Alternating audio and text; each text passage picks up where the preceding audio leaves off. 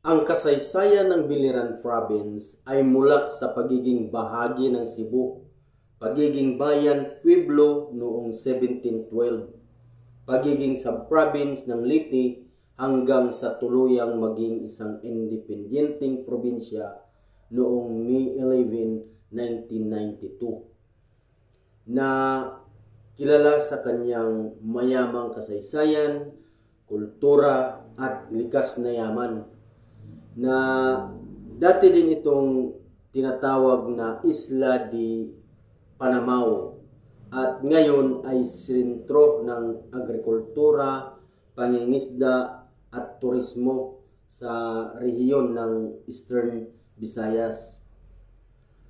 Panahon ng kolonyalismo or Spanish era, dati itong tinatawag or dati ang pangalan nitong Biliran ay Isla de Panamao na galing sa pangalan ng lambat pangingisda bago naging Biliran mula sa damong Boro Biliran. Unang bayan, itinatag ang unang bayan ang Biliran noong 1712. Pagiging bahagi ng Cebu. Noong una, bahagi ito ng lalawigan ng Cebu. Pagiging bahagi ng Liti. Naging bahagi ng probinsya ng Liti noong 1735 at nang maghiwalay ang Samar at Liti, nananatili itong sub-province ng Liti. Noong ika-20 siglo, sub-province ng Liti. So, naging opisyal na naging sub-province ng Liti noong April 8, 1959 sa pamamagitan ng Republic Act No.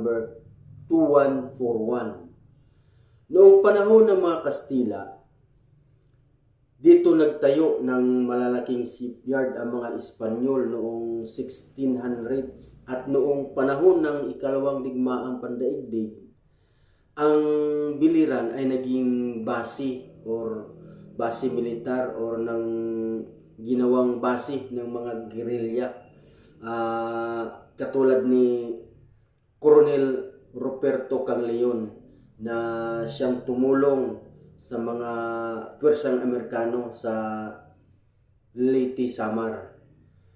Pagiging probinsya, matapos ang isang plebisito, opisyal na ipinoklama ang Biliran bilang isang regular at independenteng probinsya noong May 11, 1992, alinsunod sa Local Governing Code ng 1991. So, sa kasalukuyan, ang kapital nito ay ang Nabal or ang kabisera ng probinsya ng Biliran ay ang Nabal.